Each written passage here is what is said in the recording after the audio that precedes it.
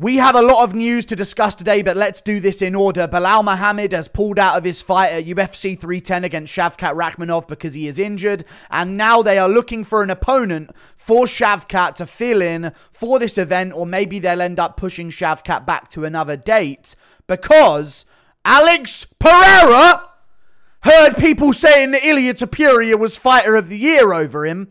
And has put up the phone emoji on Instagram saying give him a call and maybe he'll step in and fight at UFC 310. And also, the UFC has approached Alex Pereira with the idea of fighting Magomed Ankalaev at UFC 310. This would be insane. This would give him Fighter of the Year over Ilia Topuria, which is insane to say because Ilia has knocked out Holloway and Volk back-to-back. We've also got, speak of which, Volkanovski versus Lopez is apparently in the works for UFC 310. Some say this is for an interim belt. Others say that it's not for an interim belt. We're going to go through that in today's video. I like this idea. I don't like the idea of Volk going right back into another Ilia Topuria fight, in all honesty. I like this. I think this is a good matchup to make. We'll talk about that when we get to it, though. And then we got Peyton Tabitz back against Raoni Barcelos. And also, when it comes to the Belal Muhammad situation, we're going to get to it all. There's more. But we'll get to it throughout the video, guys, okay? Chill out. I'm the one controlling everything. Either way, Belal Muhammad pulled out of his fight. I'm not going to go to the next screen because it's going to show. It's disgusting. The next image is absolutely disgusting. It's a close-up of the guy's face. No, I'm joking, though. It's his toe. He's got a really bad toe injury. It's terrible. Looks disgusting, swollen up, infected. Could infect his whole foot if he doesn't go on antibiotics. And I'm assuming Belal Muhammad's first title defense for him, he doesn't really want it to be under awful, awful conditions. So he is pulled out of the fight, leaving many options for Shavkat Rakhmonov, who is the guy that was supposed to be fighting Belal Muhammad. Now, in my opinion, they've rang up Alex Pereira. He said to give him a call. I'm assuming he wants a bit more money for this. I mean, that's probably why Pereira is taking these step-ups to save events. Let's be honest. I know he's a savage, and I know we all love Alex Pereira, but if we're being real with ourselves here, the likelihood is he knows that by doing this, UFC's chucking in an extra couple million every time he steps up. I would imagine. Even if it is just an extra mil as what he would normally make against Magomed Ankalaev. So I think Pereira's thinking, listen, I'm going to end up fighting these contenders, so why not do it under a circumstance while I'm healthy to where I'm going to get some extra pay for it? It just makes all the sense in the world. So they're going to try and call up Alex Pereira and offer him the Ankalaev fight. Now, Ankalaev has turned down a few offers, allegedly, from the UFC, which is insane. Because he was supposed to be fighting, I think he just said he wanted to fight in Abu Dhabi. I've never actually heard any confirmation of this, so don't take my word for it. But I think that was the story, right? That's why they did Pereira versus Khalil Roundtree and Ankalaev versus Rakic. Because apparently Ankalaev wanted it in Abu Dhabi and wanted to fight in Abu Dhabi. And the UFC was basically like, oh, you want to call the shots before your title shot? You can fight Rakic and we'll give Pereira something else. And then boom, they needed the Khalil fight and they made it happen for Salt Lake City in the meantime. But who knows? I'd love to see this fight happen. This would be the ultimate ending for Alex Pereira on the year. The actual top contender in the division. I know a lot of people have been saying things like, shout out to the top contenders actually fighting their opponents. And they've been somehow relating Ankalaev and who was the other contender that people are saying, you know, we have some champions that are fighting their contenders, you know, like this guy's fighting so-and-so, and then there's Chimaev that now should fight Duplessis, and then there's, you know, Armand Sarukian that should be fighting Islam Makhachev, and then randomly they're chucking Umar's name in there as well, despite him only having one top 15 win in his entire fucking career. He's now chucked into this mix as an undeniable contender that's done all it takes to get his title shot by beating, I know it was Sandhagen, a top contender. Some of these other guys have been going through the ringer against top 10 opponents, top 5 opponents for the past 2 years. But let's just chuck Umar's name in there as well as another guy that's being ducked because he's so deserving. But he is being kind of ducked. But he's not as deserving. That's what I'm saying. But either way, this would be a great way to end the year. I think this favors Alex Pereira because, let's face it, the Dagestani guys, they love their preparation. They love their long training camps. Ankalaev probably has taken his foot off the pedal a little bit after the Rakic fight. Heal up from some things. You know, he went 3 hard rounds with Rakic. They weren't exactly hard rounds, but, you know, Rakic was chewing at his legs. Now, all of a sudden, they're maybe going to offer this to Pereira, and Ankalaev's got to turn around in 5 weeks or 6 weeks to get this fight going. After just having his legs kicked for 3 rounds by Rakic. I know he didn't take much damage. It's not like he got dropped and he's going to have a concussion and his chin might be different. No. But these guys love their preparation. They love a nice full camp once every 6 months, and that's what they like to do. So I think I'd lean towards Pereira under these circumstances to win this fight, especially after watching the Rakic fight, because, dude, Ankalaev ain't grappling. Everyone keeps saying this dude's a dangerous grappler, dude. Pereira's got to watch out for his grappling. I know he has it. But we've been seeing a lot of fights with Ankalaev recently, and I ain't seen no dominant ground game other than maybe late against Jan Blachowicz, who is an older guy, by the way. But either way, if they can't do this matchup, they will likely find an opponent for Shavkat Rakhmonov. If they can do Ankalaev versus Pereira, they will probably shift Shavkat to a later date. Maybe January, maybe early February. I know he's Muslim, Ramadan, all that. So maybe that will get involved. But, you know, if they can put Pereira on there, I say shift Shavkat to January and stack up that event even more. Because that would evenly distribute things. And I think Pereira could carry this on his own. But if they do want to find a replacement, I mean, we got people tweeting Usman walking in. You know, the moment Kamaru Usman's been sitting around waiting for. And I'm just like, dude, there are so many other welterweight contenders. This is the next part I want to get into because Usman, you know, Pereira put up this, but Usman tweeted out eyes with a smirk. He's been kind of doing this anytime he's called out or anytime a matchup potentially comes up for him. But I'm like, hold on. I'm going to make a crazy statement, yeah? Because I see a lot of people right now responding to this like, oh my God, this is the matchup. And I'm just like, guys. Hear me out here a second, okay? I think... Now, this is going to sound crazy. I love Usman versus Shavkat as a matchup. I think it's a sick matchup. I think it sells more than any other welterweight contender I'm probably going to list to you versus Shavkat Rakhmonov. It absolutely does. Usman's a known name. A known name. He's not a no name. That's Bilal. He's a known name amongst MMA fans. He's a big name. But let me just tell you this. If this is going to be for an interim belt, I believe if you're going to have someone fight for the title in the UFC in big 2024, maybe, just maybe, they should be coming off a win. Maybe we should be rewarding the guys actually fighting and winning fights in the division. I know that you don't like Ian Gary. No one does. You're logical. We just acting. Everyone just pretends JDM don't exist. I'm going to go to another tweet here. This guy gets it. He doesn't even... He's questioning. This is questioning things. Shavkat versus JDM for the interim. Listen, if they delay this and they get Pereira on this event and they're like, okay, well, Shavkat, we're going to want to make you fight in January or February instead.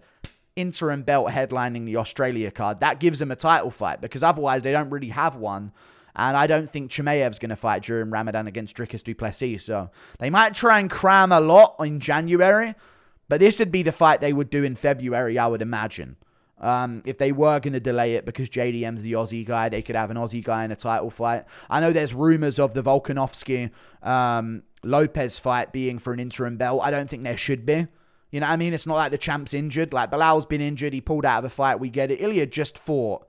And now they're going to do some interim shit. I don't like that. They could do it. They need a title fight to headline in Australia. So it's either that being an interim belt or they're going to put du Plessis Strickland over there. Or Chimaev does fight during Ramadan. Who knows? But come on about this Usman shit, dude. It'd be a big fight. It'd be big. I don't think he'd win. And I want to see him on a full camp. I don't like this 5-month quick notice, free excuse if he loses. But I do understand, actually. There is an argument. I do need to include this. He did look real good against Chimaev. Now, Chimaev broke his hand in round 1 when Usman slammed his way out of the choke and he shattered his hand on the ground. I get it. I actually thought Usman won the second 2 rounds of that fight with Chimaev. And Chimaev's 10-8 was borderline not. You know what I'm saying? But it was good. It was a good dominant round. So I get it on that argument. Like, okay, we just saw Chimaev dominate Whittaker. Now's the time to bring up Usman because everyone's already talking about, well, look, how good did Usman look in hindsight, huh? You know what I mean? But let me tell you this. Burns had an equally good fight with Chimaev. And JDM beat him with one arm. What's about my boy JDM, dude? You guys don't like him? What's this problem these guys got JDM? It's starting to piss me off, guys. I'll be real with you. Okay? Jared Della Maddalena's a savage. He went through the division, got to where he's at. He's a top contender. Let's have some fresh title fights, man. This is the same problem I had with Volkanovski to Topuria 2. Stop! Fresh names. Actual fighters that are fighting. Not guys that do a podcast with Henry Cejudo and yap nonsense for a few months after stepping up to fight Chimaev on a week's notice. Does well against Chimaev. Loses. Before that, fought Edwards. Lost. Before that, fought Edwards. Lost. Dude hasn't had a win in years. No title fight unless you're coming off a win. I would go further and say no title fight unless you're on a win streak. But I get we're in a tricky situation where, there's an interim belt. It's short notice. They're trying to put something together. That way I'll be like, okay, well, at least they've got to be coming off a win. Joaquin Buckley's put his name out there. You know, I'm not switching to a pick. This ain't Joaquin Buckley. I should have loaded that up. Joaquin Buckley put his name out there. Ian Gary put his name out there. There's a bunch of contenders that are like, we're willing to step up. If they go to a Usman that's on a 3-fight losing streak that ain't won a fight since... I mean, when's the last time Usman won a fight? What was it before the... what was it before the Edwards fight? Was it the Covington rematch? Which arguably should have been a draw. It must have been, right? He hasn't won a fight since the Covington fight. Right? Yeah. Covington rematch into the Edwards first fight. Salt Lake City. If I'm not mistaken, I might be missing a title defense in there somewhere, but that was a long time ago, guys. Someone's got to get a win. Like, we need Usman to get a win against a contender, please. For love of God. I know I'm asking for craziness. But I keep seeing all these viral tweets like it's time for Usman's shot. He ain't done anything! And before you tell me where JDM's been sitting out, he fucking finished Burns this year. I think he beat Burns this year. God, time's flying, huh? But still, Ian Gary, these guys have wins. They're not the most crazy wins. His win over MVP was weak. I get it. Ian Gary's win over MVP was very weak. It was a win. Before that, he won. Before that, he won. Before that, he won. This guy's undefeated in the UFC. JDM's undefeated in the UFC. Winning. They're in the top 5. I don't think Ian Gary is, but JDM is. Getting a fucking title shot. He's been calling out Shavkat for a fucking few years now. And that's true. You can check it back. He's been actively calling out Shavkat. Make the fight. What I would do is I would make Shavkat JDM in February. Delay Belal's legacy gain even further. Okay? Which I'm very happy with here. Lol. Clock's ticking, Belal. That isn't a pun. Before anyone gets on to me about that. I just mean like career-wise. Listen, guys. We're walking into a minefield here. Oh, we're done with the puns, guys. But, just saying, in terms of his career, time's running out. Okay? God. I should have just kept it going because it wasn't in any way that... Either I've created this energy and I'm uncomfortable with the energy I've created in the video, guys. But time's running out on Belal's career and I'm happy about this, okay? Because I think Belal's very close to great legacy because he's had a great contender run, which is what I think should be required from a guy fighting for a belt. So I think they should delay this for February, have Shavkat versus JDM headline the Australia card, with Volkanovski Lopez on the card as well, without an interim belt on the line. This can be the co-main event. Main event, JDM versus Shavkat. Co-main event, Volkanovski versus Lopez. We got people complain about this. Like, Skinny Betts is complaining about it. But most people are like, this is good. You know? But this does delay Ilia Topuria quite a bit. So I get it from that point of view. I saw this comment from Skinny Betts here saying, terrible, Volk fought Topuria on the same time span last year and Topuria can't fight Volk in the same time frame. He didn't even lose and can't do it. So this is very, very quick assassination of Ilia, who literally fought like a week ago. This week he fought. And we're like, he's not stepping up to fight Volk. I get it. But that was... You're saying that, Skinny Bets, but we all know that to be now a terrible mistake from Volk. Why won't Ilya make the same terrible mistake and lose? Listen, I was rooting for Volk and Holloway as well, but there is a part of Ilya where I'm like, listen, we deserve some time off. Okay, guys? And that's coming from a new Ilya Topuria fan that's been created in me. We deserve our next title defense to be in Spain. Okay? We just knocked out Max Holloway after we knocked out Alexander Volkanovski. That's crazy. Okay? If Ilya Topuria, if we want to take some time off, then then we can have our fight in Spain. And then we watch Volkanovski Lopez in the meantime, and a true #1 contender is created. Fuck Evloev if he beats Aljo. You know what I'm saying? This is what we do. This stalls everything. Now Evloev needs another win. Hear me out, guys. There's good stuff to come from this. Okay, this stalls things. Evloev, he has another win in the middle of last year, but Topuria fought at the end of it. He's going to need to be a bit more active. We need 2 more wins for Evloev after the Aljo win. Hear me out.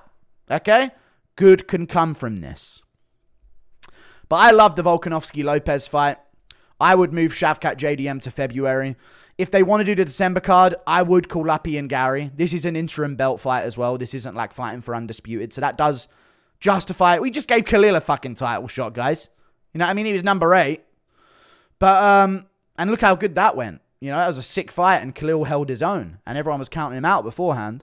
Ian Gary is not fighting for undisputed. This is an interim title fight. Ian Gary or JDM. That's logic. Contenders. Real contenders. Usman can fight. Who can Usman fight? Whoever doesn't get it out of Ian Gary and JDM. Capiche?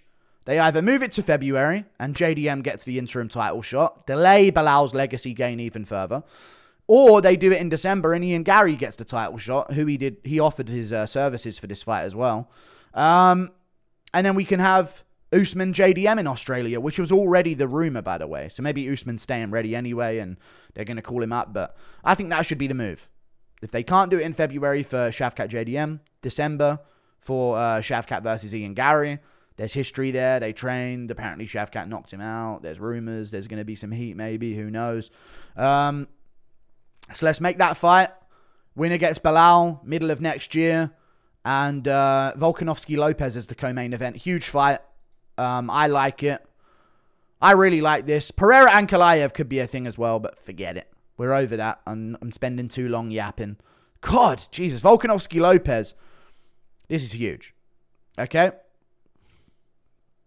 Someone said, your source is Benderman2001 is the account name that apparently posted this.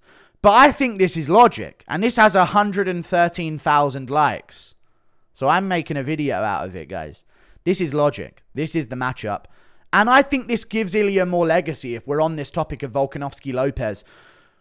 If Ilya beats Volk the second time and they just do that fight where it's Ilya versus Volk 2, that was so cringe to me when Volk got in the cage against him. It really was. And to me it was like, okay, if Ilya beats him the second time, it's just going to be, well, Ilya beat a past his prime Volk twice. So the second win is going to lose a lot of meaning. You know? It's like, oh, well, this time he's not coming off a KO loss. Well, he is. Well, this time it's not as recent as the other time when he was coming off a KO loss. Okay, well, okay, there's an argument here, I guess. But no.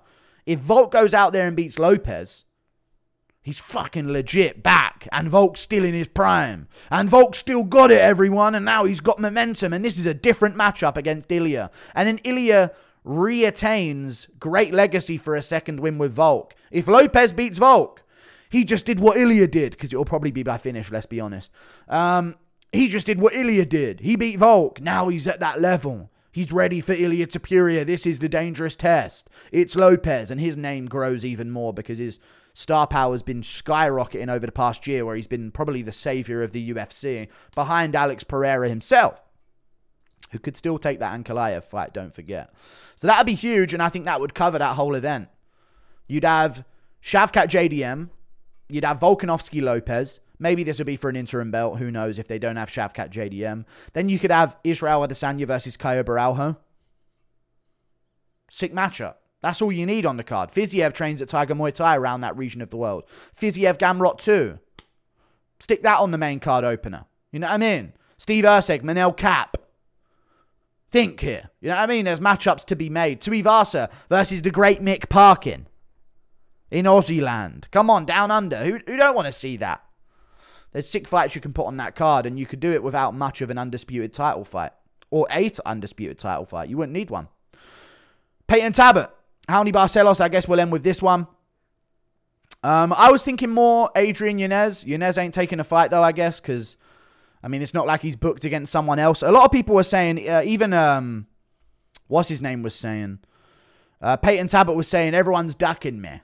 But I don't find that accurate. I think it was everyone in the position that he wanted to fight was ducking him. But I bet you they were offering him some, like, if everyone legitimately was ducking him, I bet you they were offering him some regional guys or some guys below him in the rankings that were willing to risk it. And Umar, you know, everyone was ducking Umar. He still got fights, you know what I mean, against these opponents. If no one's ducking Umar, I don't think they're ducking you, but little bro, okay?